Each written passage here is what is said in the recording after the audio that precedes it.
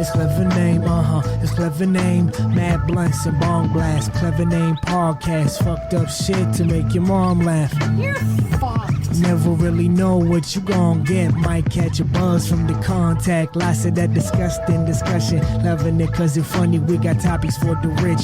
Poor, gorgeous, and ugly. We got guests of all shapes and sizes. Outrageous violence. If you home alone, then don't try this. Clever Name Podcast is where you find us. Welcome back. Special Tuesday edition Clever Name Podcast. Martin couldn't be here, and I'm a little sad about it. He's got an issue that he's got to deal with, but we got Blake.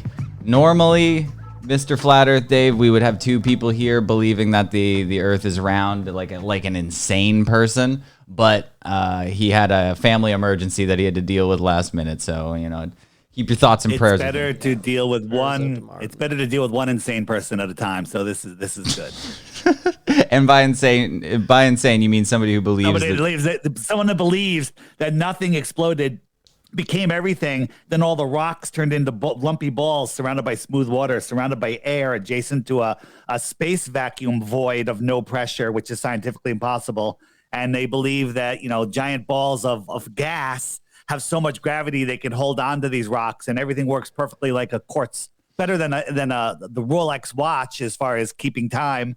And, that kind of crazy. Yeah, that's crazy. The more I looked into it, if God created. No, it? don't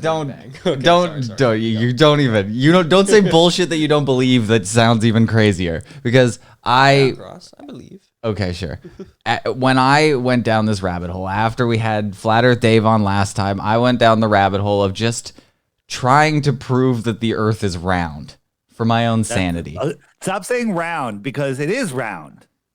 Okay, you're right. It's not a sphere. Sorry, it's not a sphere. Not a ball. And we just before you got here, we were yelling at each other about whether or not the ball is falling or rising through space or sitting perfectly still. And I have a hard time believing that a ball is just infinitely falling through space with everything else around it falling perfectly in sync with it. That was the issue that I had. And that's correct me if I'm wrong. That's what the heliocentric belief is. This is what your friend believes. He believes that we're on a ball, and at the equator, it's spinning 1,000 miles an hour. That's almost twice the speed of sound, okay? So he believes when he watches the sunset, he's falling over backwards faster than the speed of sound, and he doesn't know it, okay? He also believes that ball, while spinning, not having any centrifugal force, right, even though they say that the oceans swell 14 miles high at the equator, it's going around the sun at 66,600 miles an hour, a speed that you can't even fathom. It's chasing the sun at about 500,000 miles an hour. It's traveling 4.4 billion miles a year, never to return to where it was before. But if you go up tonight, look at the stars, take a picture in a year now from the same time, same night, take a picture. Every star will be in the exact same place. That was that kind of crazy. That's what you're showing in the background, right? Like that video is supposed to be. This is what you believe. That's what you believe. Anyone that here's the thing. The people that defend the ball don't even believe that they believe this. They're like, oh, that can't be right. No, this is your model. This is insanity. Look at all these planets. They're all the planets, all the planets are on the same plane, Earth plane. How are all of the planets perfectly chasing the sun in this curved course? None of these movements, the spin, the orbit, or the chasing the sun, none of them are straight lines. Like airplanes fly straight and level in a straight line. Okay, you want to compare an airplane, drinking a glass of water on an airplane to the motions of the Earth. That's the first thing that's going to come out of his mouth is, I could drink a glass of water on the airplane, no problem. But you want to compare it to the slowest motion, double the speed of the airplane because it's only going 500 miles an hour.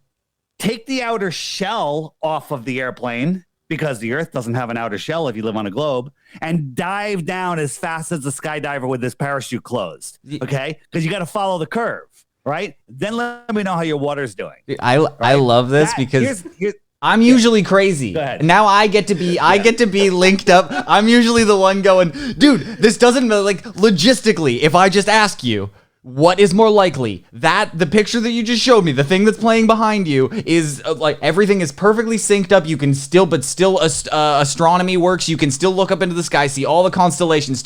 We can still measure time by the way that everything is moving here. Yet we are flying through space at the speed of sound, and we have no idea what the fuck's going on. Check this out.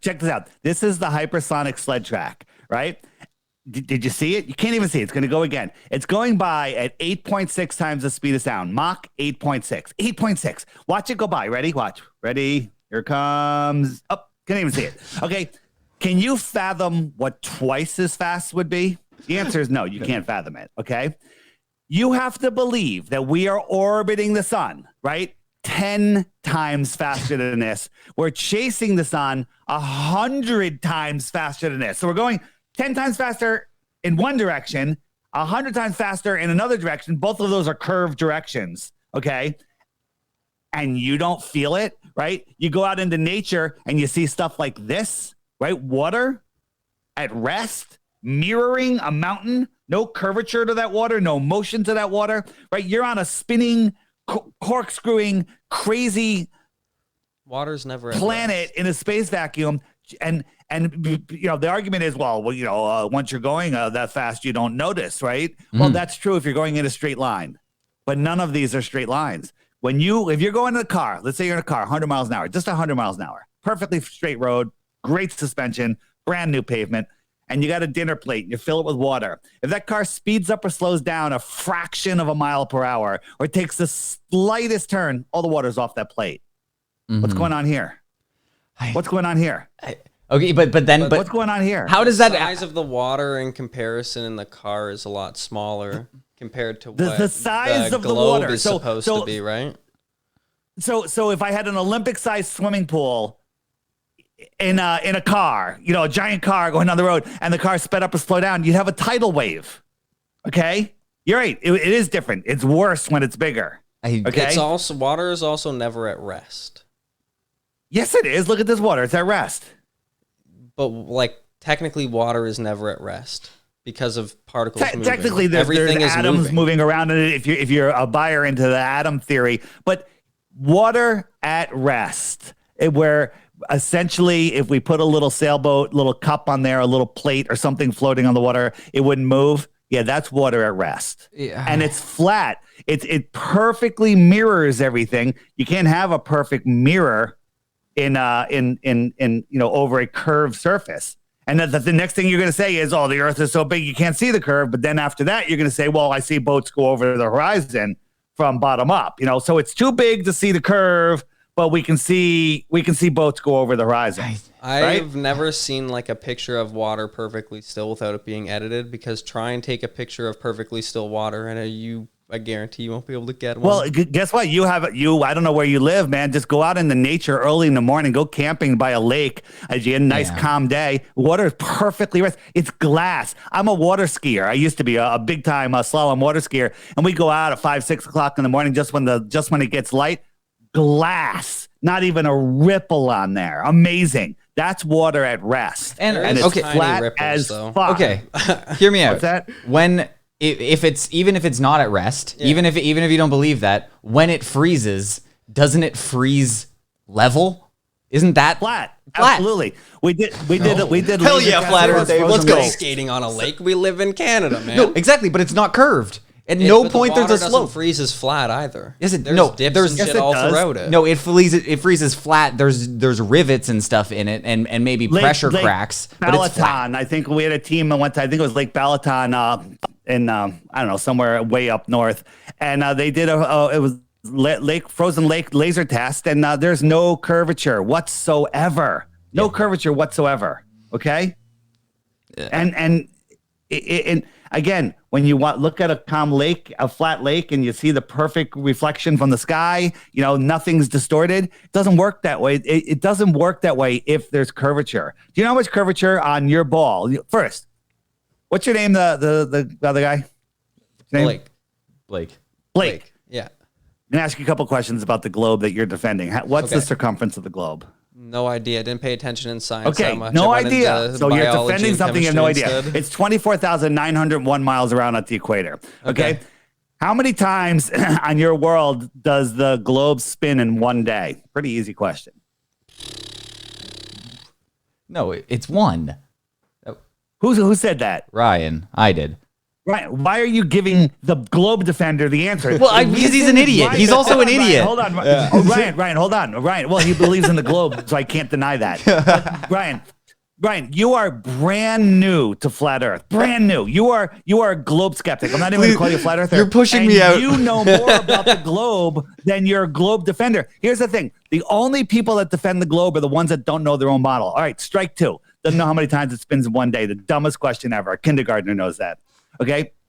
I already told you how fast it's orbiting the sun. Do you remember? No, I wasn't listening that closely. 66,600 miles an hour. Okay. Okay. How far is the sun from the Earth? Any idea? 8 something. I think it starts with an 8. Can't remember. Go with 8. 8 trillion miles? I have no idea. I just know it starts with Yeah. an 8.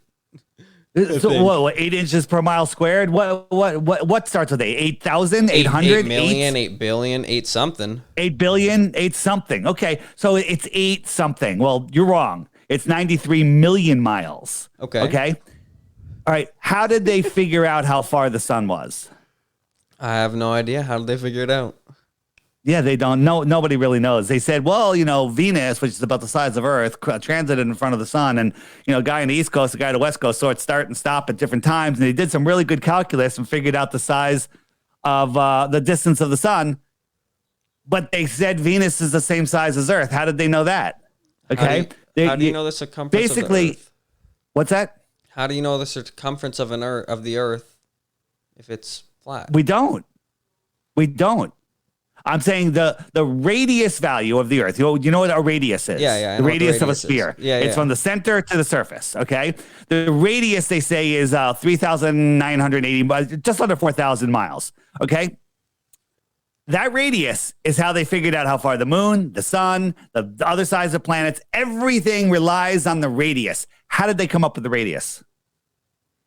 Well, somebody would have Do to you even know that? No, somebody would have to Somebody would have to figure out where circumnavigate the center Earth. is and go Well, around. how would you know that? Wait, how would you know where the center is? That's what I'm saying. They would have to find the I'm center. going to help you. I'm going to help you. I'm going to tell you how they did it. But first, here's a hallway. It's flat. Yeah. And the lights are reflecting beautifully. And here's the ocean, and it's flat, and lights reflecting. And what happens if we take a surface and we bend it? So here we have a flat thing, and we bend it, and it just becomes a point of light. Okay. So I don't know. We kind of see things that say the Earth is flat. Basically, everything says the Earth is flat. There's flat, and when we bend it, we don't see what we see in nature, right? Here's a ball. You get that point highlight. You get a point highlight. If the Earth was a ball, we'd have a point highlight like that. Okay, so how did they figure out the radius of the Earth? Okay, so the argument, what people say is, well, 2,000 years ago, the Greeks figured it out. The Greeks figured it out. You know the story about Aristophanes? Yes. No, but can I go back to something quickly? Yeah, sure. Okay, so the light thing, right? What if the sun is just so much bigger that it covers more of the ball? So it's Like, still a in dot, but It it's doesn't long. matter how. The It doesn't matter. Earth's You had an size and the infinitely size far of the sun. It's sun. not so much bigger. It's the size of a dime held at arm's length. So that distant light would put a hot spot on the Earth. But that's what we would can light. see with It our would light up eyes. the whole Earth. What's that? If it's You see, like can't the talk over me dime because I can't hear size? you. But I'll stop talking when you want to talk. Just let me finish the sentence. But Okay, go okay, ahead. go. No, good. I'm good. Okay. Sorry, you're saying like the sun is like the size of a dime, but that's just what you can perceive with your eyes. What if you get Correct. What if you get like a telescope or something and you see that it keeps going, right? And it gets a lot bigger when you use the glass to reflect the light back. So I think he's saying the dot. point? The dot is that Dot there is is actually a very long line, but it's just that's But what we're it's just seeing. so much bigger than the Earth. Why wouldn't it cover it? Like I get the light bending thing, right? Like I get that. You're saying with when you bend it, it becomes a dot, right? Your point absolutely makes no sense. You have a distant light. It doesn't matter how big it is. It matters how big we see it in the distance. Okay. And that light is reflecting off the water. It's making it, when you go to the edge of the water and you're watching the sunset, you see a line come all the way to your feet, all the way from the horizon. You know where the word horizon comes from? No. No.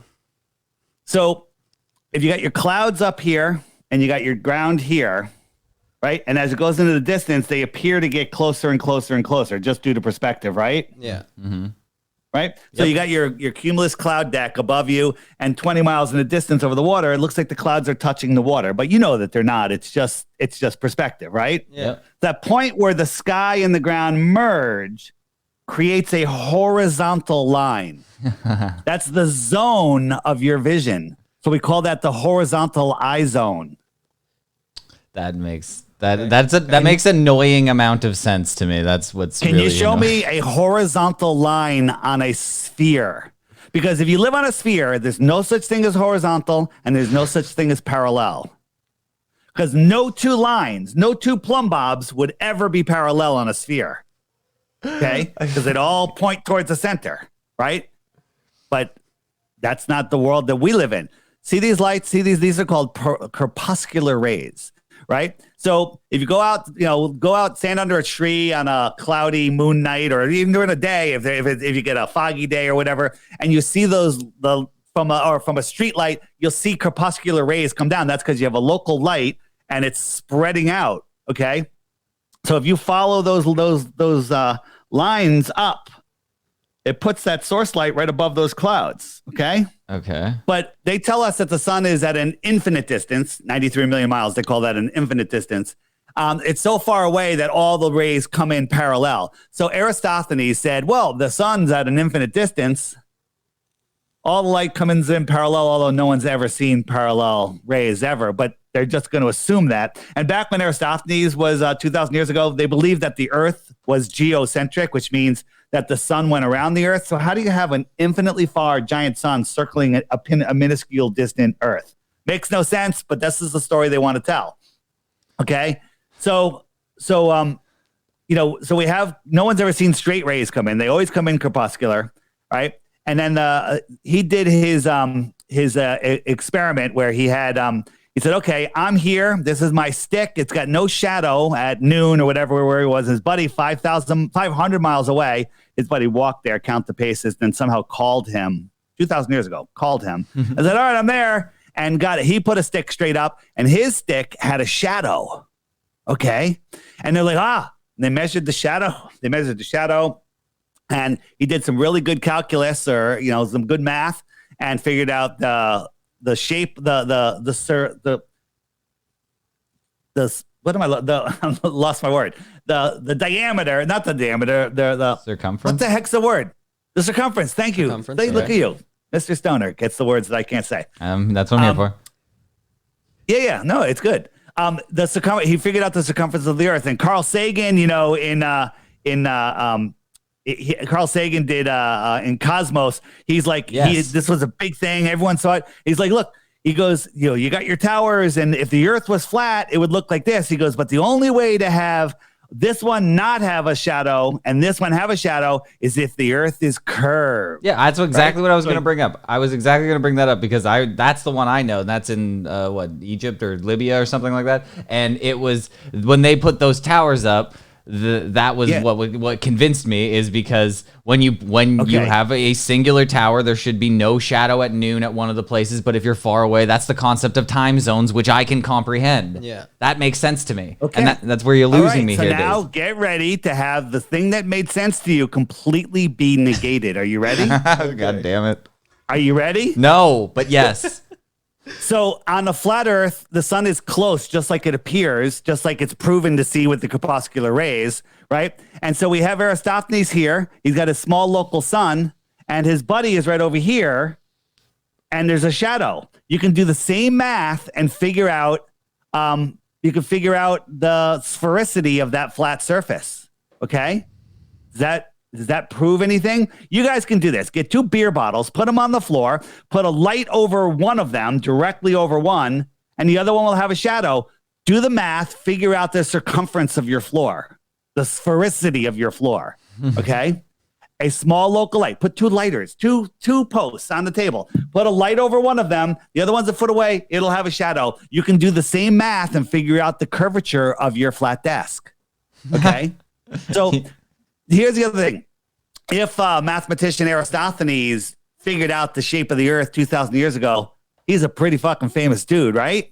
Okay, he's the guy that figured out the Earth is round, figured out the size. He's Michael Jordan, okay, of the basketball team of mathematicians, right? Yeah. His experiment was never mentioned in a book until the 1900s. Why didn't they write about his experiment until the 1900s? Or did somebody just make up a fucking story about this guy and put it into our textbooks and shove it into our Rockefeller-funded schools? So is the argument for that, I don't know, I'm just guessing, but is the argument for that we didn't accept that the Earth was round up until, I don't know. No, the argument is we've known for 2,000 years, don't be a flattard. That's what the Globers say, okay? We've known for 2,000 years, okay, that the Earth is flat when there's so much evidence saying otherwise. But if you look at all ancient religion, all ancient cultures, not religions, they're all flat Earth cosmology except the religion of NASA, okay? The religion of gravity. But yeah. Okay, hold on. You want to go into gravity? No. I have a question. So in your model, in your flat Earth model, exactly, what is above us? What's there? What, like, there's still an atmosphere there? Where are the satellites? We're in atmosphere. Well, there's no satellites. So we even connect to a satellite. Yeah, but we can connect to a satellite. Stop it. Don't be silly. Don't listen. Let me explain what satellites are. Okay. All right. And then you'll realize the things that you think are satellites are not. Okay. All right. So what's above us? We don't know. Anything above, I think about 72 miles is the highest an amateur rocket has ever gotten. I don't think anyone's gotten any higher than that ever. And anything beyond 60 degrees south is off limits. Okay, you can't go explore Antarctica, freely explore Antarctica. Yeah, you can go to a base there, you get a job there, you can stay there for a year or whatever. But man, you don't get any freedom to go explore south. You're not allowed to explore south. So yeah, I know this because one of the rabbit holes that I went down after we talked last was, okay, who the fuck owns Antarctica? Everything's owned by everybody. There's always an owner. Like even the tiny shitty Falkland Islands, like a tiny little the island of Reunion is owned by France. Like there's tiny shitty islands all over the world and they're owned by everyone. This giant landmass, who is it owned by? Yeah. And the answer is nobody. It's kind of agreed upon that nobody really owns it. It's like a treaty between... So in the 1940s and 50s, Admiral Byrd started exploring out there. He said, there's the land bigger than the United States. No human is on it. It's just filled with resources, coal, uranium, gas, natural gas, everything we need, right? Oil. And and then all, at a time when everyone's fighting, war is over resources and everything, 12 of the biggest nations in the world go, nobody can go to Antarctica. Nobody can go to Antarctica. And the rest of the nations after that signed on, right? It's the longest standing treaty ever. You can't question it until the year 2041. That's a ways away, okay? It's the longest standing treaty ever. And why? To protect the penguins and the ice. What?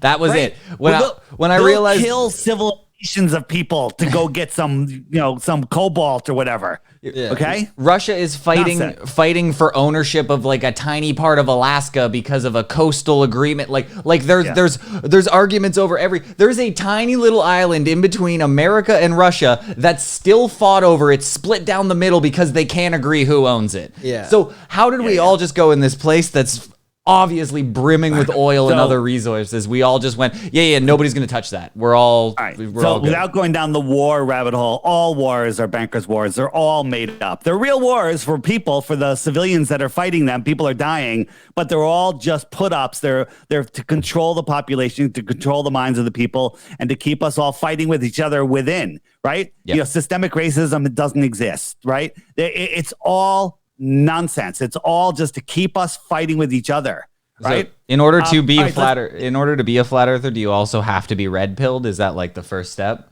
It is. Well, it is the ultimate red pill. I used to wake people up to the I called it exposing the big three, the New York event. I'm going to try to keep this clean because I want to put this on my YouTube. The thing that happened in New York in September, the thing that happened in Connecticut at the school that has a beach name, and the thing that happened at the marathon in Massachusetts. Right? I exposed the crap out of those false flags, fake nonsense hoaxes. And I figured that would wake people up, but people just go right back to sleep. Wake them up to flat Earth. That's it. They're obsessed. They're obsessed. Nobody leaves flat Earth. Right? You can try to scare people away. You got all these anti-flat earthers out there. You got the Flat Earth Society. You got, President Obama and John Kerry and everybody pushing the Flat Earth Society because they want you to go there. Flat Earth Society says the Earth is rising at 9.8 meters per second. That's what causes gravity. No flat earther believes that. Just globe believers believe, flat Earth believers believe that. Nonsense. Yeah. Absolute and total nonsense.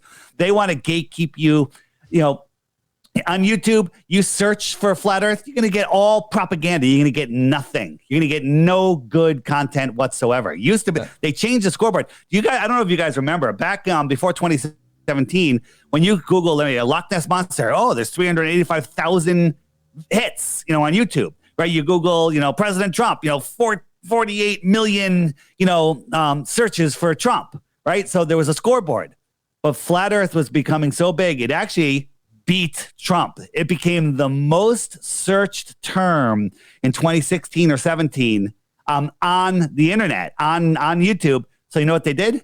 They took down the scoreboard. See, it went away. The problem the is day that flat Earth beat Trump, they took the scoreboard off of YouTube because they didn't want people knowing that everyone's going. And now the global trolls, the anti-flat earthers go, flat Earth is dying. Look at the logistics. The search is going down. Bullshit. They're just hiding it. They're lying. They're lying like they always do. I can believe it. Go ahead, sorry. So the thing about flat Earth and flat Earth Dave in general is that it's like a little worm, it gets in you. Because the reason, obviously, I know this is your strategy and it's very smart and I appreciate it, that you get on all of these podcasts and stuff because we go in, and I'm no hiding it. That was my mentality bringing you on the first time, was that I was like, oh my God, this stupid dummy is going to come on. He's going to say the earth is flat. What a loser. And then I'm going to point and laugh at him and go, ha ha, earth round. And that's exactly the strategy. But then he comes on and he puts these little things in your head,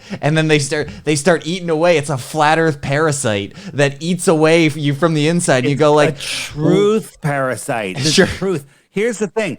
We crave truth. Our soul, our true self, our eternal self is craving truth. It's trying to let us live our best life. Then there are parasites that are running this world that have made you believe that they have power over you, made you believe that they can give you your rights. They can't give you your rights. They can only try and take them away, and they can only take them away if you stupidly agree, and most people do. I don't know if you do this. Do you do this on purpose, where you just sprinkle in a lot of stuff that I really, really believe in intermit with the flat Earth stuff? Here's the thing. Not every show, we had our show, and you were going to plan on laughing at me, but you have a mind that actually can think. Even though you're stoned and drinking, you have a mind that can think. Okay, that's a compliment, by the way. Thank you. I appreciate it. Okay, because there's people that their minds are so closed that they are unable to change their mind based on new information. I was a diehard Glober. I banned people from our social media. I wouldn't even let them comment because they think they wanted me to watch a flat Earth video. I'm not going to watch a flat Earth video. I have time for that. It's too stupid. I was right there, but then I was forced to look, right? You had me on, and then you looked, and you're like, damn, right? And that's the same thing that happens to anybody that looks. I offer 3 Bitcoins for 1 globe proof, right? I still got my Bitcoins. No one's getting them because the world's not a globe, right? But anyway, that motivates people to do it, and then they look in and they're like, wow, I thought I was gonna get 3 Bitcoins, and now I'm a flat earther and I lost half my friends. I agree. Blake, why don't you have 3 Bitcoins now? If you're certain you should be able to prove the earth is flat, take his Bitcoin. What I like right now? Blake is not interrupting, he's listening. I really appreciate that, Blake. Yeah, I've just been holding a question. Okay, so go ahead. Let's talk about it. You ask your question, then I want to talk about satellites. Yes. No, that was my question. Yeah, I just want to know about the satellite thing. All right, you ever stand next to a 747? They're gigantic. Have you ever been on a 747? No. It's fucking What's a 747? huge. It's a cruise ship. It's as big as a football field. They're overwhelming. You don't realize how big a 747 is. Okay, it's a gigantic airplane. It's incredible. It takes like an hour for everyone to get out of it when it lands. Okay, it's that big. It's like a football stadium. Okay, at cruising altitude, it's an ant. It's tiny. You can barely see it. Okay, so why is it so small? Why does it get smaller at cruising altitude? Simple question. Answer is Because you can only see that far. Look, Things get smaller at a this distance. is big. Yes, this because- is big. Distance. And It's now distance. it's small. Yeah, it's how far you it's can see small it. because it's a distance. So as things go away, they get smaller and smaller. There's actually a formula that you can figure out how small things will be. That every time you double the distance of something, it's a quarter of its size. Okay. So here's this little speck. When you look up, you can easily miss the 747 flying at cruising altitude, which is about 5 miles high. What if I doubled it to 10 miles? How much smaller would it be? It would be a quarter of that size, and it would be dimmer because the farther away it is, the light spreads out, and things get dimmer in the distance. Okay. So if I doubled the distance, it's arguable that you could not see it with your naked eye. And it's actually kind of provable, but let's make it 5 times as far. Well, you definitely can't see it then. The ISS, the International Space Station, is the same size as it's about the same size as a football field. It's about the same size as 747. Okay. It's 50 times farther. Yeah, it says the 50 International times. Space Station is 408 kilometers. We're Canadian, so we use kilometers. Yeah, 200. Yeah, okay, but it's 50 times higher than a cruising of an airplane. Okay, now let's talk about a satellite. How big is a satellite? Size of a 747? No, it's about the size of a Volkswagen if you're lucky. Okay, and that's the same or higher distance. Okay, and you think you could see that with your naked eye? It's scientifically provable that you can't. Right. But I've seen the ISS, go over. I've seen it go from horizon to horizon. I've seen it. Get the ISS tracker. I challenge you. Go find a nice hilltop, clear night, and hopefully you have a passing, and you'll see this thing bright as the sun. Tiny. It's a star. So, it's bigger than a star, but you'll see it, and it'll cruise across the sky, and you'll be like, "That's the International Space Station." First, how come it's so bright? How is the sun reflecting off of it all the way across the sky? Why is it going right to my eyes? How could it be reflecting to everybody? Because if it's reflecting the sun, it's only going to reflect it in one direction, right? When you like, if I had a mirror, you guys are 10 feet apart, and I was shining one of you in the face, the other one wouldn't see the reflection. But the ISS isn't even a mirror. So how is it so bright? Makes no sense. The other thing is, it's going 17,500 miles an hour. It goes like 8 or to 11 minutes to go from my horizon to my other horizon. It's going from like east to the west. Wait a minute. It's in 8 minutes, it should be over California already, 3,000 miles away. I'm going to see that for that long. Obviously, what I'm seeing is local and smaller and closer, and it is its own light. I don't know what it is, right? I have a theory on what it is, and we had a NASA whistleblower that say they fake it with the old U-2 spy planes that are, with the LED lights and transparent parts, and they do it. I think there's a whole bunch of different ways that they fake the ISS. But you can't Sorry. Can't you track satellites like all of them? They can't all be fake shrapnel out there. Like you can see satellites with your naked eye and also track them online. I don't think you can see satellites with your naked eye. Can you see a Volkswagen Bug 250 miles away? Absolutely not. Okay, absolutely not. But you know about satellites? We recently had one that came from China, supposedly. This is satellites. NASA has a balloon program. You know about NASA balloons, right? Mm-hmm. NASA controls all of the helium in the world. Okay, and they launch these satelloons, mostly down in the deep south, probably lots in Antarctica, and they launch them on balloons. NASA admits it. They have tens of thousands of these things in the air. They're like, well, they're way cheaper than putting them up on a rocket, and we can control exactly where they go. We can get them to a certain altitude, and they'll just stay right where we want them. How are they staying right where they want them if we're spinning, corkscrewing, and moving through space? Unless perhaps we're a flat stationary plane, and they're just getting them up to the perfect spot where they don't drift too much. Okay, here's a satellite going into space. It's on a balloon, right? It's on a balloon. Whoops, what happened there? I don't know what that one is. No, that's something else. Sorry, can I ask a question? And then these satellites crash all over the world, and they always have balloons attached to them. Okay, and I don't know. Write this down. Levelwithmefilm.com. Levelwithmefilm.com. Actually, flatearthdave.com. The link is there. It's a new film that just came out Saturday on Flat Earth Day, April 22nd. Used to be called Earth Day, and we destroy NASA and their satelloons, and we confront astronauts, and It's literally a fantastic movie. Everybody go watch it. It's phenomenal. I kind of love levelwithmefilm.com. I love the word Sadaloon, but yeah, I think Blake had a question. In the flat Earth, in the flat Earth theory, is the Earth stationary in space, or it's not even in? No, so there is no space. Okay. The best way I can describe it is that we are the basement of the universe. What does that mean?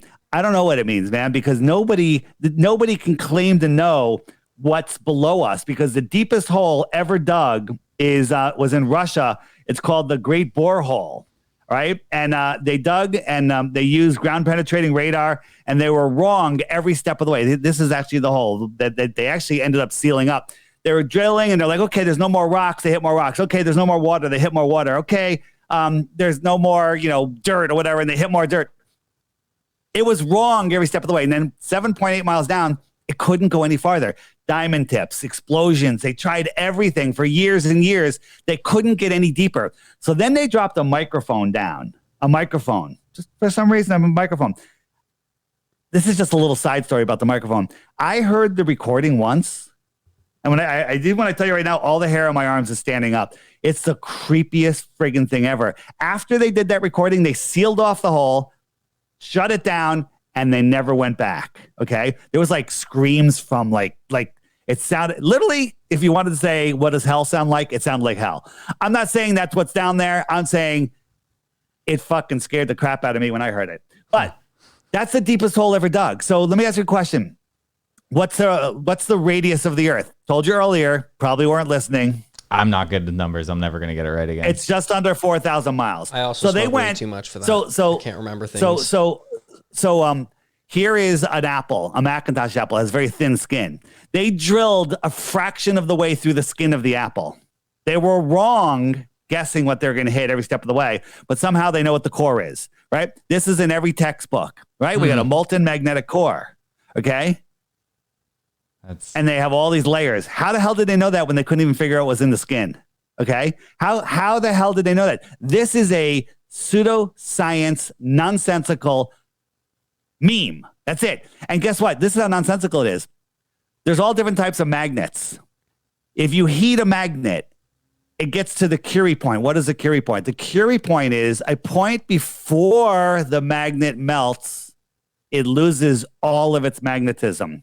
Molten magnetic core. And by the way, NASA just said the other day that the core stopped spinning and started spinning in the opposite direction. Okay? Come on. They just want to see how stupid people are. They're like, oh, yeah, well, let's tell them that the molten magnet, which is impossible, it's changed directions. Watch. And no one will even object. They're like, oh, wow, scientists said the guy has a white lab coat. It's got a bow tie.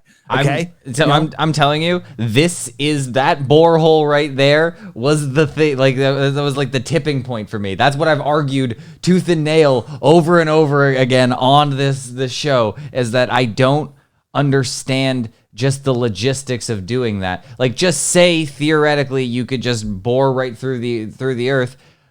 Everything is going to fall towards the center. Is that how everything's works? So where does after you pass the middle of the earth, all the dirt just falls backwards? It just starts falling the wrong direction. Is that what's going to happen in the globe theory? Do you guys know what the 3-body problem is? Nope. So you can get the world's best supercomputer and you say, okay, I've got a sun and it's got this much gravity, and I've got a planet, it's got this much gravity, and you put it into a simulation and it will be predictable forever. They can figure out where it's going to be in 10 seconds or in 10 years or 10,000 years, and it'll draw it perfectly. Then you add one more body in there, another sun, a moon, a planet, whatever, and the entire thing goes into chaos mode like this. Okay, it's called the 3-body problem. They cannot model it with the greatest supercomputer of all time. Okay. But somehow we live in a solar system, ignoring the rest of the galaxy, everything, and the other galaxies and everything, and the Big Bang and all of this, where you have a giant gas ball in a vacuum. That's a problem. That's holding on to Mercury and Venus and Earth and Mars and Saturn and Jupiter and Pluto. All right. All of these planets, it's holding on to them. But the planets' gravity, which is a theory, they're all holding on to their moons. They say Jupiter has like 70 moons. Okay. 70, not 3, not 2. Right. So when you got the sun, right? You got the sun over here, and you got the Earth here, and the moon's coming around the Earth. Wouldn't the sun like pull it away or speed it up a little bit when it comes around the other way? Wouldn't the sun tug it and slow it down? Wouldn't all of these gravities affect each other? When we had a planetary alignment where all the planets were in alignment just the other day, wouldn't that gravity tug on something else and cause this kind of a problem? Okay. Wouldn't it cause a problem? And the answer is sure it would. But we don't live there. Gravity isn't what holds things together. Our solar system that we call the soul lure system, by the way, they're stealing your soul. They're fishing for your soul. Okay. It's more accurate than any your Rolex quartz watch. It's a perfect timepiece, right? This is not a perfect timepiece. This is what our solar system would be doing. Okay. That's just with 3 bodies. Now add the 100 or so, whatever number that's in our system. Absolute and total nonsense. So here's the question. Well, what the hell is holding? Why do things go down? How come I don't float up? Right. Mm-hmm. And there's actually some discussion in the flat Earth community, but on the flat Earth, we think down is down for people in America and South America and Australia. Down is down. Down is down for all of us. You, down is down. It's the same down as me. Up is the same up. Yep. Left and right, forward and backwards, east and west are all relative to whichever direction you're facing or wherever you are. But up is up, down is down, right? They want us to think that's crazy, and this isn't crazy, where people are standing antipodal to each other on opposite sides of the Earth, okay? While it's spinning in a space vacuum with water, changing directions. That's normal. That's fine. That's easy, okay? That's retarded. I can say that. Absolutely. Right? It sounds it. Okay. But I think, this is important then. Okay. How can you explain the Coriolis effect? And if you've watched an episode of The Simpsons, then you know that the toilets flush backwards in Australia. That's not true. Well, no, not true. No, but I've seen it. Somebody sent me. Toilets spin backwards everywhere. It depends on the way the water goes into the bowl. That's it. It has nothing to do with the Coriolis effect, which is a semi-real effect, and I'll explain it in a second. But it has to do with the bulb. I have toilets that spin in different directions in my house. I actually have friends in Australia that their toilets spin the same direction as one of my toilets. Okay, it doesn't matter, right? On my app, if you go to the frequently asked questions section and go to Coriolis, there's a whole bunch of videos that'll show you how they're tricking you and the whole thing. It's nonsense. But here's the thing. There may be a Coriolis, like the globalists say that the Earth is spinning. Flat Earthers say that the sky is turning. All of the stars turn in the sky. And looking at star trails, it makes perfect sense that the sky is turning, because if we were in this heliocentric corkscrewing model, the sky would be insanity. It would be crazy what's going on. Okay. Yeah. I had a new graphic for that. I want to show you that actually. We'll show you what we would see. Where is it? What if everything on the outside is spinning with us? Look at me. I found it. Hold on. Let me just finish. Okay. Flat Earth with all the stars, right? This is what we see when we look up. They're all spinning around. But if we're corkscrewing through space like this is what we would see. Okay. This is what we see. We had this discussion right before the show. Exactly that. I'm like, how come if we're spinning at astronomical speeds, spinning through space, flying up, however you want to see it, how come the stars just seem so stationary and you can find them very easily? Like, I know me and Dave can look at the exact same constellations at different points in the Earth, and they're right there. We can all see them, and it's not this blurry mess that we're seeing, because we're spinning, they're not spinning. I did this long before I was a flat earther. I loved astronomy. I loved Star Wars. I loved all that shit. And I was amazed at the North Star. And I actually put a pipe. I nailed it to a utility pole and the side of my house. My mom wasn't very happy with that. And I could look through it, and there was a North Star. And any night, winter, summer, spring, fall, doesn't matter. There's a North Star. It's there during the day, but you can't see it because it's too light outside. But it never moved, and I kind of forgot about it for years. And I went back, I'm like, oh, the North Star's still there. And it was up for probably a decade, okay? And the North Star was still there. It never moved. We're corkscrewing through space. We're going 186 million miles every 6 months on the opposite side of the sun, okay? We're moving 4.4 billion miles a year, okay? How the frig is the North Star still look right through that pipe? It's right there. It's right there. Okay? Make no sense. Okay, you guys know about the Georgia Guidestones, right? Mm-hmm. I do. I don't think Blake does. Never heard of it. Well, you never heard of Georgia Guidestones. Well, this is a monument on 11/11 at 11:11 a.m. Once a year, the sun will line up with all of these holes, and it'll light up this little emblem. This is like a little war memorial. But at 11:11 a.m., it lines up to all these holes on 11/11. That's a perfect timepiece. That's not a heliocentric gravitational nonsensical model. But the Georgia Guidestones were in Georgia. They were built in 1981, and if you look through the center, it lines up. There's a little hole through one of the stones. It lines up with Polaris, and you see perfect trails. All right. If you look through it, this is it right here. You get perfect star trails. Well, how the heck does Polaris stay there? It was up for over 41 years. Now, it just got blown up last year. Okay, some terrorist, but in reality, their heliocentric model was being disproven by it because, the argument why Polaris stays in the same spot by the globalists is it's so far away that doesn't matter 4.4 billion miles. There's no parallax because it's so far away, that there's no parallax. And when you're driving down the road, the street lights are going boom, boom, boom. They're going by you, but the trees in the distance on top of the mountain, they're moving very slowly, right? And that's called parallax. The farther something is, the slower it looks like it's moving. Polaris is so far away, it doesn't matter that we're moving 4.4 billion miles every year for hundreds and hundreds and thousands of years. There's no parallax, which is retarded. But that's their argument. But they also say that the Earth is precessing every 1 degree every 76 years. So a half a degree would throw Polaris out of that hole, and you wouldn't be able to see it. Well, those stones were up for over 40 years, which is more than a half a degree. And it was still lined up, so they blew it up. So it got blown up. But here's the thing: there's another shaft there's lots of them, but in the Great Pyramid in Egypt that points at Polaris. But you know what their argument for that is? Oh, when they built it, it pointed towards Thuban, a different North Star, because of precession, and it just happens to be pointing at Polaris, for our lifetime. Okay, it's just again. Retardation over retardation. I completely agree with you because when I'm looking at the exact same thing, because I don't like to believe things because some other guy told me, and I like to believe things that I can just kind of do, and I think that's kind of just human nature where you just want to be like, I can prove this. Let me ask you a question. Right. Gravity. Oh God. This is a balloon. Okay. Here I got one right here. Yeah. Got a balloon. Why isn't it going like this? Why isn't it going up like this? Because it's denser than air.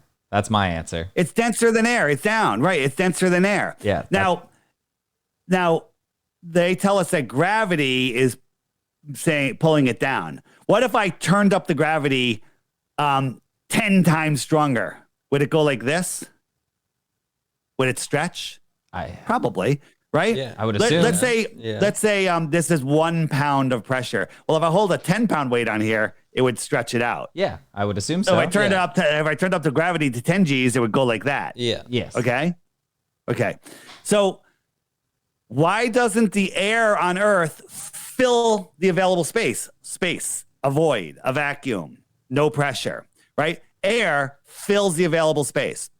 And the globalists will say, well, it's denser down here, and as it gets up, it gets thinner and thinner and thinner and thinner and thinner and thinner and thinner and thinner until it's nothing. Yeah. That's a cool story. Right? But if I had a bottle, like I had a bottle, and I sucked all the air out of it, put the top on it, so I got low pressure in a bottle. I turned it upside down, and I opened it. Whoosh, it's going to suck the air right up and away from Earth. Down here, next to Earth, where the gravity is the strongest. Wait a minute. How come it pulled the air up and away? If I stuck the top of that in underwater, it would suck the water up above the level of the water. At what altitude would that not suck the air right into it? And the answer is there is no altitude. It would work perfectly. Yes, air gets thinner above because the air sorts itself out. The lighter gases are up higher. Okay. And it's all homogeneous. It's getting mixed up. But here's the thing. I blow this up. Now, what's going on here? this is stretching in every direction. Okay. It's stretching in every direction. Okay. So I got it stretching in every direction. What is the air trying to do? It's trying to escape. It's like, I need to go to low pressure. And God, if I sucked all the air out of this room, the balloon would just get bigger and bigger until it popped. But the air is trying to get up. It's trying to get sideways. It's trying to go out in every direction. It's the pressure of the air is stronger than the gravity, because the gravity couldn't stretch out this rubber, but the air is. So the pressure of the air wanting to escape is stronger than gravity. So hang with me. So if there's no gravity, why is it hanging down? Because here's the thing. Everyone goes, it just buoyancy and density. And that's great. But here's a mind thought. And a lot of people get triggered by this. Okay. I'm holding a bowling ball, whatever. I'm holding I don't know, a can of, I'm holding something I can hold in my hand. It's heavy. I'm holding a big rock. Okay. And I drop it. It's more dense. It'll go down. It'll hit the ground. But what if I snap my fingers and the entire earth disappeared? So now I'm just in an empty void of space and I let it go. What direction is it going to go? My thought process seems to be scoped by things I would learn. And if I would assume it's like space, and it wouldn't, it would just kind of float. It kind of floats away because there's no gravity in space, right? The answer is, there is no direction, no bias. So why do things go down? Okay. So you guys know who Walter Lewin is? Walter Lewin, the great MIT professor. He says it's electric forces that hold our world together. Everything in this world, every object, everything, every piece of matter, without exception, is electrostatic, and it has an electrostatic charge. And you guys learned in school that a positive and a negative will attract each other. Well, the Earth has a negative charge or a neutral charge. Either way, negative, neutral, it's the same thing, okay? And it is not moving. The air, the sky, is a positively charged.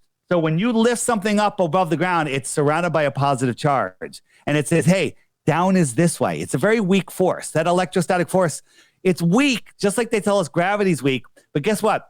Your science, your Glober science, says that the electrostatic force is 10 to the 36 power stronger. That's 10 with 36 zeros. Stronger than gravity. So let's pretend gravity's real and the electrostatic force is provably real. I can prove it for you. I'm going to prove it right now. And then I'll get back to that question. Okay. I'm an electrical guy. I know a lot. It's too much. Well, so look, electrostatic force is provable. You can see it everywhere. But here is where is it? So here we got this tinfoil triangle, and we crank a negative force into it, and it still has the negative charge into it. Not negative force, a negative charge, and it goes up. Is it defying gravity, or is it just defying the negative charge of the Earth? Is it just repelling itself from the Earth with a negative charge? Here's the question. And so the opposite. Sorry. Hold on. Let me just hold your question. Write it down. Okay. It fits into this. Go ahead. Ask the question. Doesn't the heliocentric version of the Earth also believe that I understand that you say it's the molten part of the magnet would demagnetize it, but don't they also believe that there's a magnet at the core of the Earth? Yeah, they believe there's a magnet at the core of the Earth. It's the geodynamo model, but that's the molten magnet. Again, we talked about how you can't have a molten magnet. And compasses, if you look at a compass only works when it's level. Here's the thing. There's no compass that points towards the South Pole. If there was a magnet at the center and we have a South Pole and a North Pole, when you're south of the equator, your compass should swing around and point to the south. But nothing points to the south. Compasses barely work in the deep south because they're so far away from the north that they don't know where to go. Okay? The north is the magnetic north. There is no magnetic south. Okay? There's no magnetic south. All right? So here's some helium balloons left over from a party, and we got them tied to this little button at the end of here, and we got this wire that goes to a Van de Graaff generator, and that could we can change the charge. So we're gonna crank up the generator, and we're gonna add a positive charge to this, a stronger positive charge than it already has, and all of a sudden it gets heavier. Now, what do? Do we defy gravity, or do we just change the electrostatic charge? We discharge it, and it goes back up. Now, is gravity pulling down on that charge, or is the electrostatic charge, which is 10 to the 36 power stronger than gravity. Let me explain what 10 to the 36 power means. I don't believe it. This is what they say. 10 to the 36 power is retarded. And I'm using that word because it's fucking retarded. You can use any word you want, man. I know, but my listeners are like, why do you have to swear? I want my kids to hear this. All right. It's because sometimes you have to swear to get the point across. All right. If I tapped you on the forehead with my finger, it's like tap, just like it didn't hurt, but it's annoying. Okay. If I did it 100 times harder, that's kind of like a punch. If I did it 1,000 times harder, I'd probably knock you out. If I did it 1,000,000 times farther, your head would explode. If I did it 1,000,000,000 times harder, I think you would kill. It would probably be like a bomb went off, right? If I did it 1,000,000,000,000 times harder, everyone in the neighborhood would die. Okay, this is how strong the punch would be. It would just be ridiculous. The shockwave from the sound of my finger hitting your head 1,000,000,000 times harder would probably kill everybody for a mile. Okay, 1,000,000,000,000 times harder is 10 to the 15th power stronger. And they tell us that the electrostatic force is 10 to the 36 power stronger. Okay. I'm with you. I Okay, don't. so here hold on. You're going, I can't figure this out. This doesn't make any sense. That's because you're smart, because it doesn't make any sense. You can't figure it out. It's retarded. Okay. No, I'm also retarded. That's a problem. Well, that's why they ban the word retarded, because when you start, if we're allowed to use that word, you hear something, that they say in cosmology, and you'd be like, that's retarded, right? And people would be like, what do you mean? Because it is. It's all retarded. It's absolutely all completely and totally retarded. Yeah. Right. No. One more thing. This is from MIT, right? This is called the silent drone. It's got no moving parts. It just has a little electric hum to it, and it flies. Why is it defying gravity? Or is it? They're just changing the electrostatic charge. They're making it a stronger negative charge. Okay. If you look at the periodic table of elements, each element that's heavier than the next one, it's because it has an additional positive charge to it. Wait, more positive charge, more weight, because the negative Earth is attracting it stronger and stronger and stronger. Lead has a lot more positive charges than balsa wood. Okay. Okay. And that's why this thing flies with no moving parts. They're just using electrostatics. So let me get this straight. Just so I'm clear. I don't want to move off of this. If I just negatively charge anything, I should be able, like a lot, whatever the amount is. If I can I should be able to raise it freely off of the Earth. You ever see somebody get electrocuted or a lightning strike? What happens? They go flying in the air. Lightning hits the ground, changes the charge of the ground for a split second, and everything goes flying. Mm-hmm. Did it defy gravity, or did it defy the electrostatic charge of the world? Right? If you want to believe in the rapture, maybe they just turn off the friggin' negative charge of the Earth. Everyone gets raptured. During electrical storms, they've measured things fall at different rates. They fall at different speeds than they do when there's not an electrical storm. Everything I'm pointing out to is a preponderance of evidence showing you that the electrostatic force is the real one. It's the one that's proven. It's the one that's not a theory. It's the one that can be demonstrated again and again and again by anybody in a lab, in nature, everywhere. That everything that we see is showing variations in, the electricity, lightning hits the ground, somebody goes flying, right? 9/11, all the cars flipped over. What was going on there? There's some electrostatic charge going on there, right?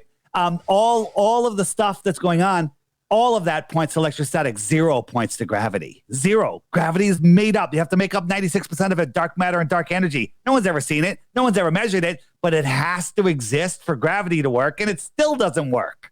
Okay? But they're like, look, if you guys came up with a theory and it was 96 out of 100 things of it were wrong, you don't say, well, it's right. You throw out the theory. Like, if I owed you $100, I said, here's $3. We're good. What do you mean? Where's the 97? Or I give you $4. Where's the 90? Where's the other 96? I'm like, oh, they're dark dollars. You can't see them. Yeah, we're good. Don't worry about it. Okay, you punch me in the head. So sorry, I can't get the satellite thing out of my head. So are no satellites are in space? Nobody's reached space. No, he said they're called satelloons. Okay, yeah. Satelloons. So there's tens of thousands of satellites up there on balloons. Now, They're some sort of firmament limit. You know, I think the sky is flat, and I think it goes over an extended plane. Let's go there in a minute too. Let me show you go a little farther on what the flat Earth is. They may have figured out how to hang things from the sky electrostatically. Like you ever see, it's called quantum locking, where they take the super cold superconductor and they can lock it in the air and then send it across the track, and it floats and it's locked into a position. They also have U-2 spy planes up there that are zigzagging, crisscrossing the Earth, you know, looking at stuff. Well, you know, all of the communications, 99.9% of the communications are done with underwater cables, right? And if you look at the underwater cables of the Earth, they prove the Earth is flat because there's no southern cables connecting, you know, Australia to South America. They go all the way into the north. Why would they run the cable all the way to the north, right? Again, you don't just become a flat earther. You really have to study and learn, right? Here's the undersea cables.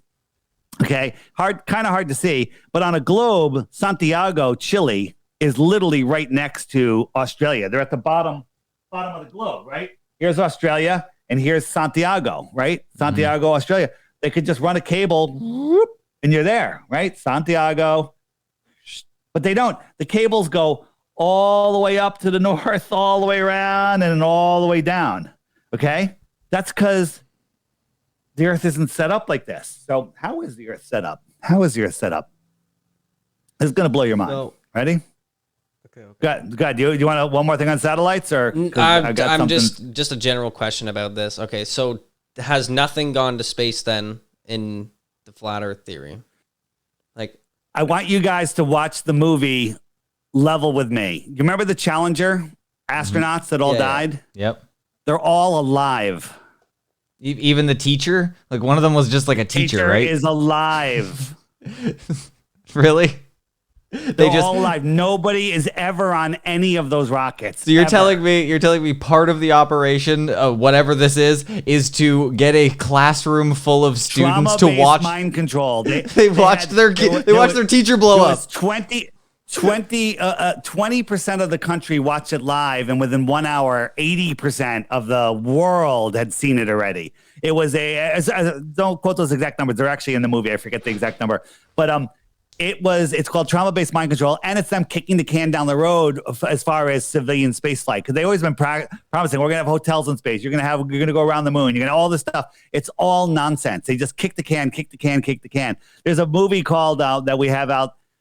It's in the app also. You'll find it. It's called NASA Going Nowhere Since 1959. And it shows how each administration goes, we're going to the moon. And no, we're not going to the moon. We're going to Mars. And the next administration, no, we're going back to the moon. No, we're going to Mars. And they go nowhere. Okay? We've never been to the moon. You can't go to the moon because the moon is just a light. All right? It's a light in the sky. Here is the best map that we have. This is the map that they use on, all of the United Nations and, all of the maps of the world. As a matter of fact, if you look, the United Nations, this is the flat Earth map. And what are they hiding out here? Okay. Right. This is the World Meteorological Organization. They got the flat Earth map, right? The International Civil Aviation Organization, they got the flat Earth map. And then we have our flat Earth map, right? Good, right? Good, no good. Okay. Wait a minute. Why is ours no good? And you guys are all using it, right? It's nonsense, right? So here is the question. Okay. So, and then they just built this in Africa. This is the new United Nations building in Africa. Look at that. I see a lot of sixes in there, if you ask me.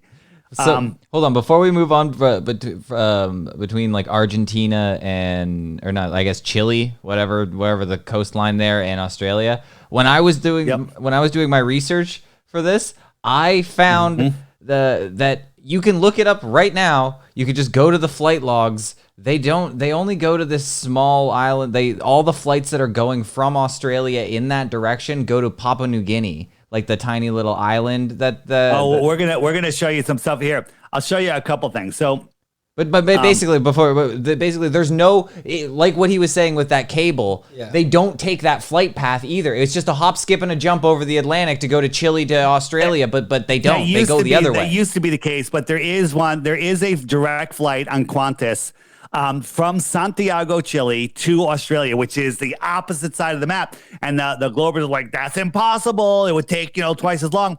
Let me ask you a question. When you're in an airplane, how do you know how fast you're going? You don't. Okay. So and people think that sound is a barrier that's been brainwashed into us. No, it's not. Okay. The planes that do it are only run. There's only a small handful of military pilots, right? And these planes have 7 layers of heat resistant paint. Well, what is that saying? It's saying that it's going a little bit faster than they're telling us. Okay. So when they have that direct flight, if they, we're going 50% faster and they caught a 200-mile-an-hour tailwind, which they can get on that route, they can make that in no problem. No problem. No problem. The thing is, there's flights that have problems, and like sometimes there's an emergency. For example, from New York to New Zealand. Where's this? New Zealand, right? And they're going, and right about here they had an emergency. Okay, I'm actually on the wrong one. Here we go. So on the globe, from here to here, they had an emergency, and they went over to Fiji. Wait a minute, why did they go to Fiji? It looks even farther out of the way than to here. Okay, and their answer is because on a flat Earth, Fiji's right there. It's right on their flight route, right? So they had to land. They landed real quick. They went into Fiji, right? Here's another one. Okay. This one is they're going from Chicago to Doha. All right. Chicago to Doha. And they had an emergency right here. They went to Moscow, right? Moscow is like 1,500 miles out of the way. They got there in 15 minutes. How did that happen? How's that even possible? Okay. Why? Because look, Moscow is right on their flight route. It's right on their flight route, right? There's so many flights that that on a globe you should be over the ocean all the time, but people looking out the window like, why do I see land? Nobody gets an explanation, right? There's here's another one. They landed in Moscow, emergency, Moscow. Well, Moscow's right on that line. You draw a straight line on a flat Earth map, and everywhere they go is just makes perfect sense on a flat Earth, right? Here's one, on a globe. They go all the way up to Tokyo and then all the way down to Auckland. Well, here it is. Tokyo, Auckland. It's a straight line why is it a straight line on a flat Earth map? Okay. Why don't they just take the straight line on the globe, which is a curve, a straight curve, by the way, on a globe. Okay. You guys remember the World Cup, right? World Cup the other day, not that long ago. So the World Cup's in Doha. They're going to go home. They got their own private planes. They don't have to pick up other passengers. They don't have to do anything, right? They went to Rome to refuel, and then they flew to Buenos Aires. Wait a minute. That looks about the same distance, okay, on the globe. Why did they go all the way to Rome? Well, maybe they wanted to see the Pope. That's what the Globers say, right? But Doha, Rome, refuel, because you can't refuel out here in the middle of the ocean, and Buenos Aires.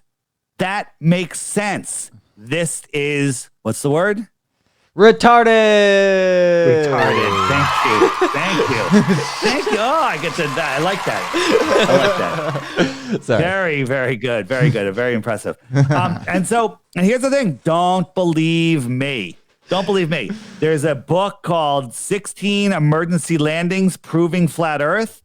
You can find it online. You can find it on my website, flatearthdave.com, right? And they're all documented for you. We've done all the work for you. It's all there. It's a great coffee table book. I highly recommend it. I went down the rabbit hole and I looked at all these dumb things, and it made me even more. Okay, before I know you probably got to go, and we do. But before I switch over, what we're talking about just before this, before I jump to the flight routes, so I was about to show you something. Oh, the maps.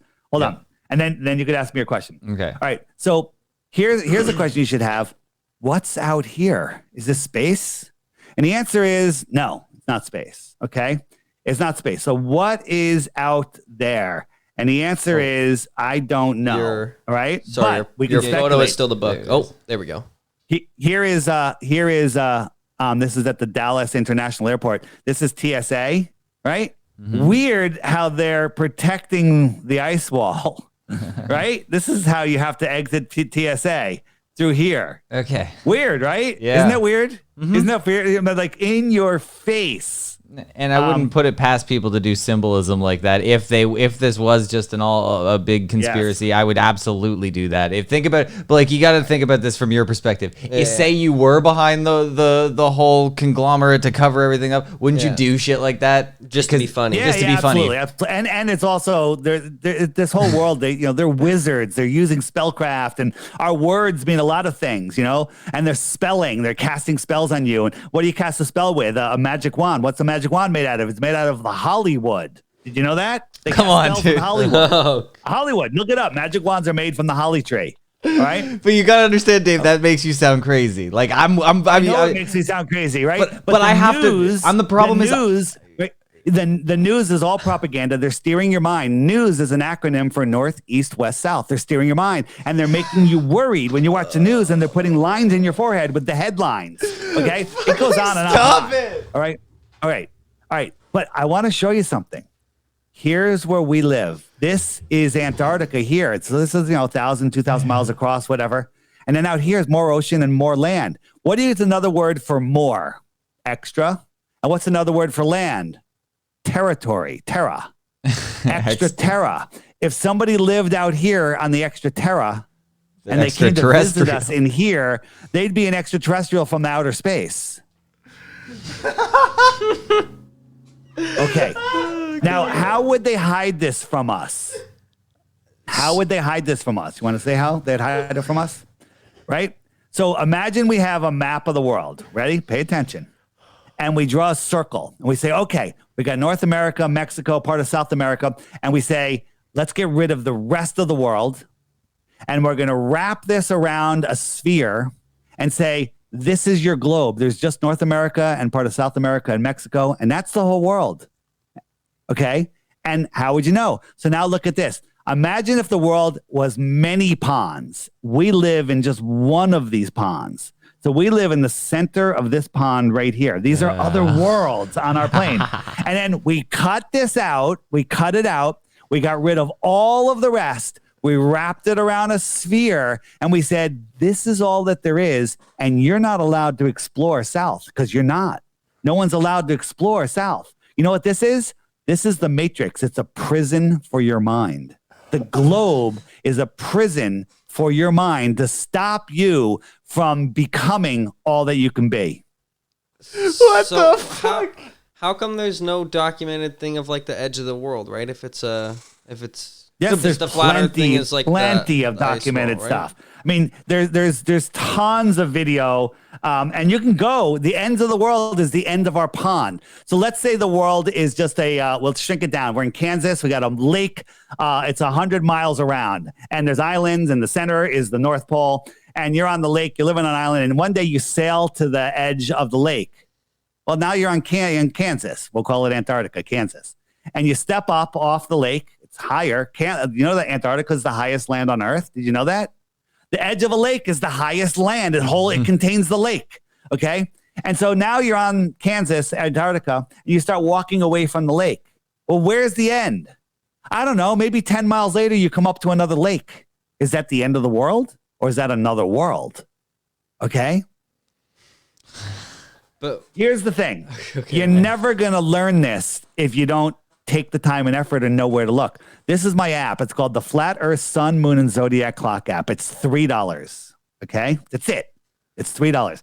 On it, every day there's a new featured video. All you got to do is while you're having your bowl of Cheerios in the morning, watch the featured video each day. Okay.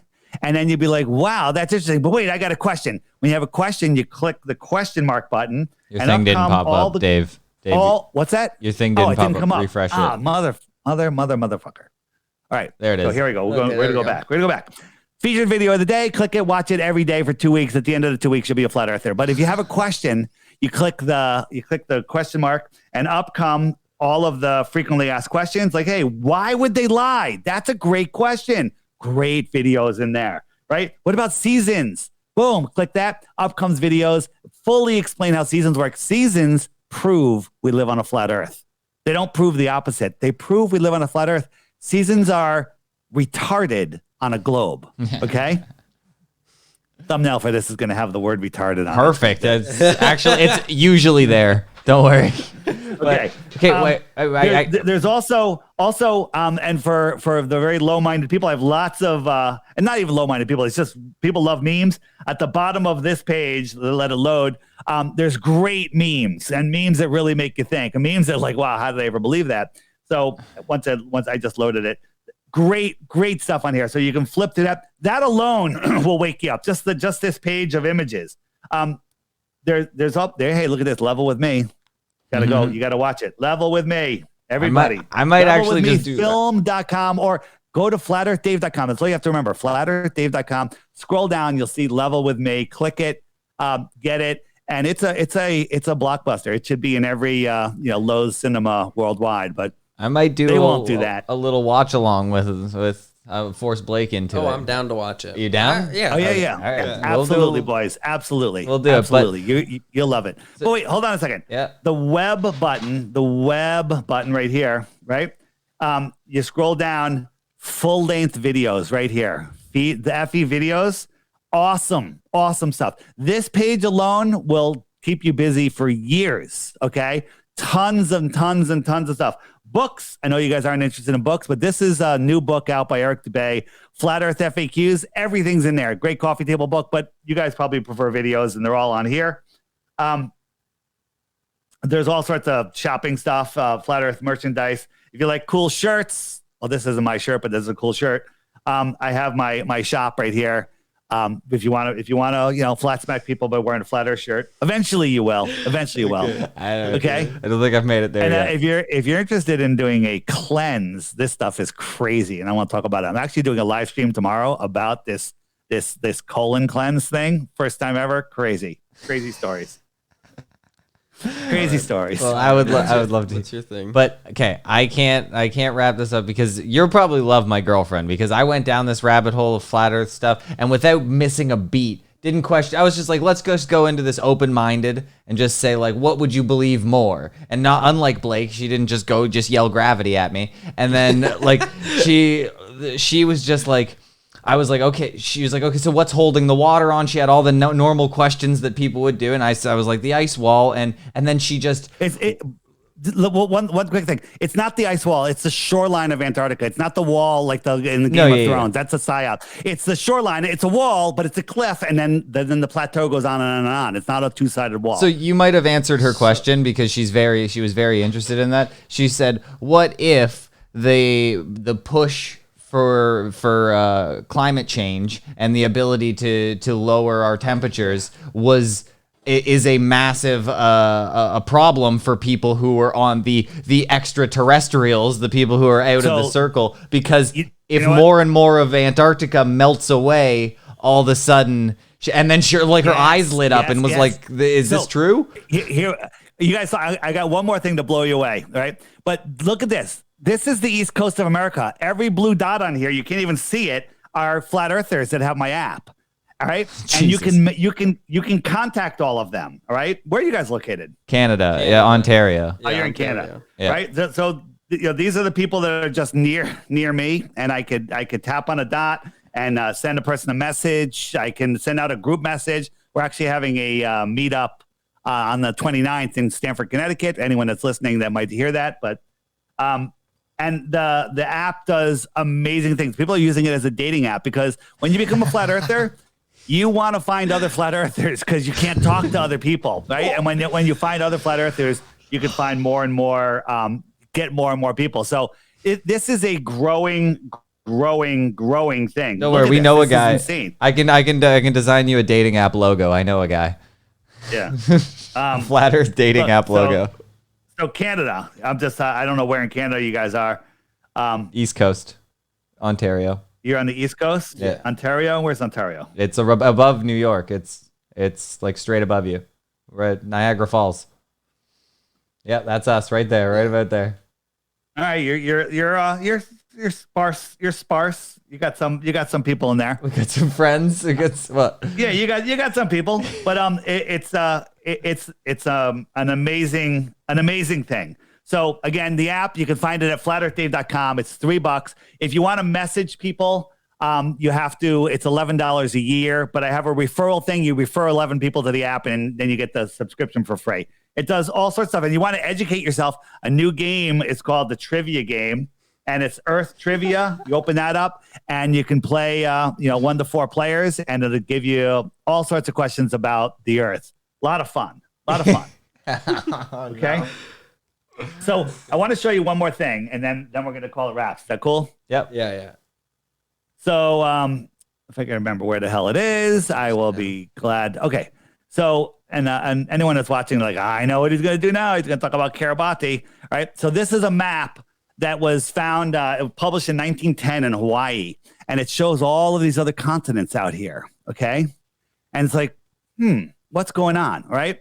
So some guys were looking at there's websites that will give you ship cargo tracking. It'll show you every cargo ship in the world, where it is, how big it is, captain, where it came from, what it's got on it, where it's going. It gives you all the information about it, tons of information. So you click on any ship and it shows you, but they noticed there was a line of ships 200, 300, 400, 500 miles inside of the shoreline of Antarctica. They're showing us Antarctica.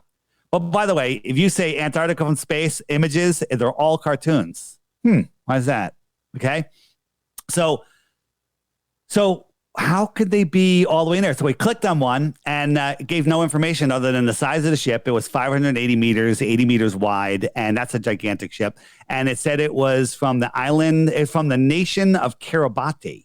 You know where Kiribati is? Not a clue. I didn't either. Out in the middle of the ocean, I have a pin on it because it's so small you can't see it. There it is. And I zoom in, and this is a friggin' sandbar. Okay, it's a sandbar. It's got a gigantic ship. Okay, so and this is all unpopulated. The people just live like over here. It's just like a little area where people live. Wait, where is this? Can you? Where? This is in the middle of the South Pacific, in the middle of nowhere. China, the U.S., the U.K., all these countries are saying Kiribati is a very important trade route for us. China gave them $10 billion recently. Wait a minute. Why are they getting $10 billion? Why is it an important trade route? They're in the middle of nowhere. Why do we need to stop at that sandbar? Okay, what are we getting fuel there? Where are they getting the fuel from? It makes no sense whatsoever, right? Mm-hmm. But real quick side note, on Kiribati, there's a hotel called the Captain Cook Hotel. Captain Cook is the guy that tried to circumnavigate Antarctica, and it took him 3.5 years. He went over 68,000 miles. Well, that makes sense on a flat Earth map. Makes no sense on a globe, right? So, what is going on there, right? There's a whole bunch of other stuff, but if we go back to where are we?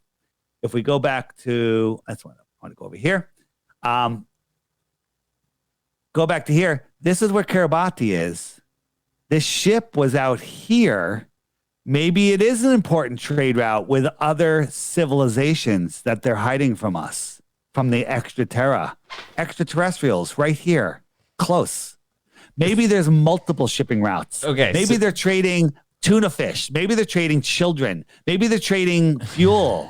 Who knows what they're trading? Okay. Maybe we're getting our computer chips from them. In 1970s, we didn't have computer chips. Now we got the M2 chip by Apple that does crazy shit. Did we make that, or did we get it traded? Maybe we're trading. Maybe that's where the 250,000 children out of the United States that disappear every year.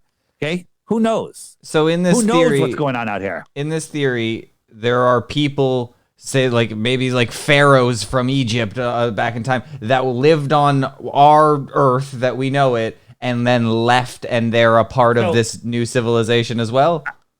So here's the thing. Hold on. We don't need to speculate what's beyond the shoreline of Antarctica or higher than we can reach to prove the Earth is flat. It is fun and interesting, and there's a lot of evidence showing that there is more land, that they're hiding more land. In the app, if you hit the books section and you scroll down, there's a book called the Iron Republic. Okay. And this is a story about a politician in New York that in the 1800s got fed up, sold everything, bought a ship, went to Antarctica, was cruising around, found an inlet, got sucked in the inlet. They were going through. Then they popped out back into the ocean again. They couldn't figure out where they were. All the stars were wrong. They were lost at sea for about 3 months. And then all of a sudden they saw land and they saw a city. They're like, great. The city wasn't making any noise. Really weird. And they waited till morning and a boat came out and greeted them. The guy in English said, hey, you know, where? They're like, where are we? We're from America. Where is this? And he's like, well, this is the Iron Republic. And they're like, well, where's that? He goes, well, it's on the other side of the Antarctic ice wall, about the same distance as America is. And so the story is they went there. The guy talked about flat screen TVs, electric floating cars, a whole different form of government, like high tech stuff. This is in the 1800s. This was written, right? It was published in 1901 in Florida Magazine. Okay. And so after 10 years of being there, the guy got married and his wife ended up dying. It was a horrible story. And then he got his ship back and he left and he was distraught. And he went back home to the United States. And he tells this story, right? Now, whether it's true or not doesn't matter. I think it's true. It rings true. Mm-hmm. They're talking about more land beyond Antarctica in the 1800s. That's flat Earth, my friend. That's flat Earth, big time, right? And so it makes perfect sense. Like, where did these civilizations go to? Did they travel outwards? You know, there's a whole bunch of things that we can look at. But when you start looking at the physical things that you think prove the globe, they all prove flat Earth, right? But I think there's more land. There's other flat earthers that don't think it. They think that this is the only pond. That's it. We're closed in a dome and we can't get out. I don't believe that. I think that's ridiculous. Well, why couldn't you just fly there? That's another psyop. Couldn't you just fly there? You can't just fly there. You can't fly beyond 60 degrees south. And where are you gonna? How are you gonna get fuel? They Well, got at us, that place. You know, at where? At that little island.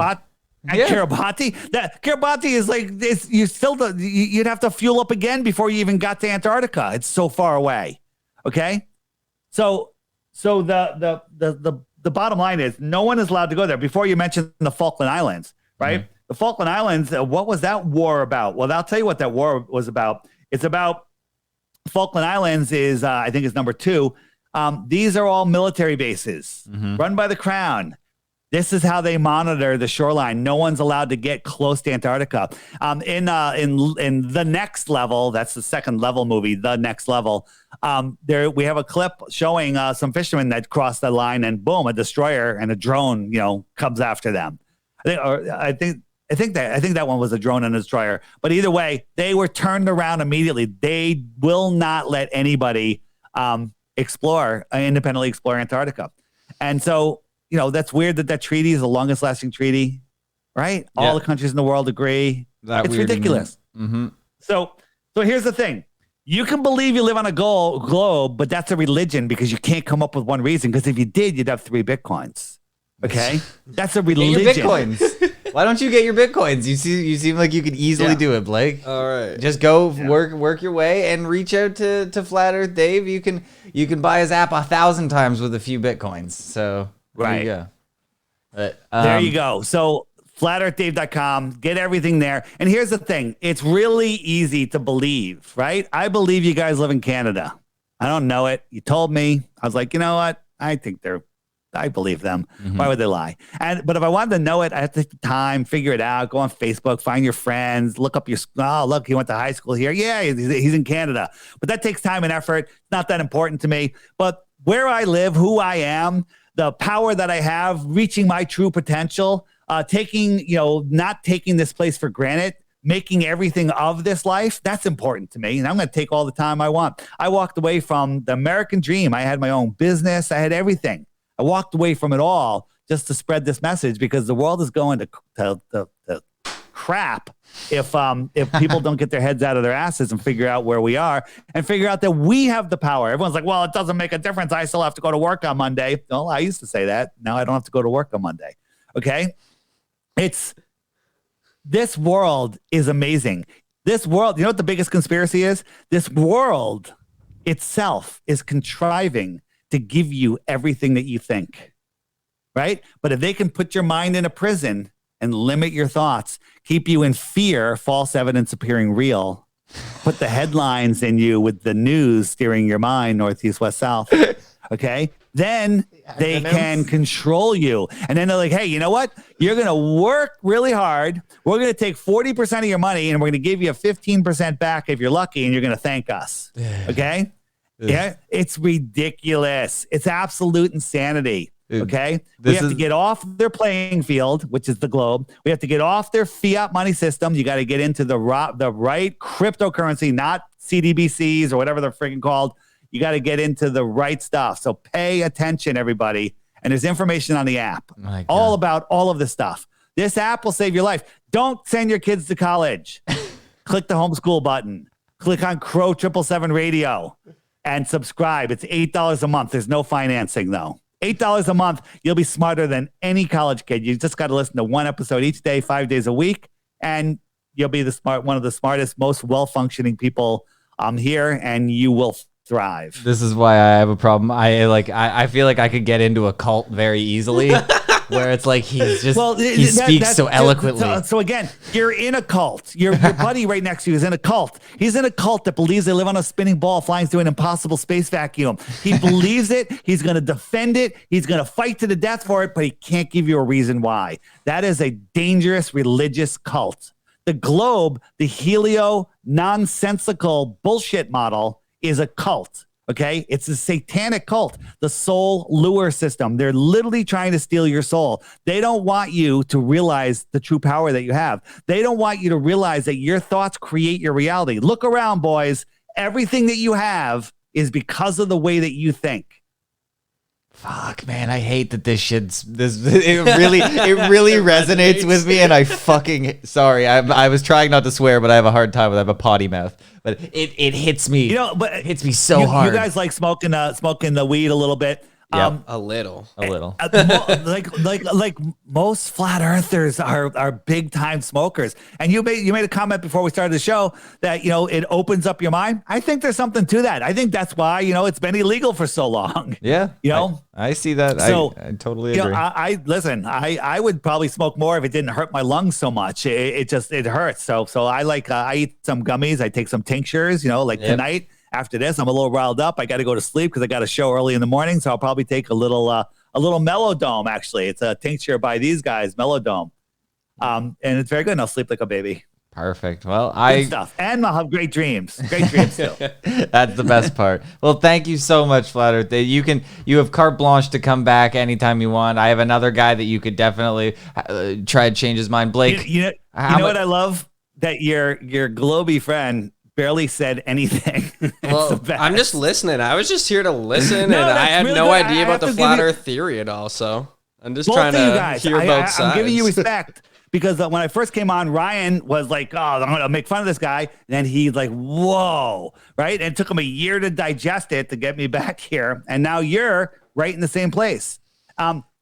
It takes time and effort. You can try to just forget all of this, but I have to tell you something. I planted so many seeds. It's a fungus. You're never going to get rid of it. It's going to grow through your whole body until you accept it and embrace it and dig in and learn it.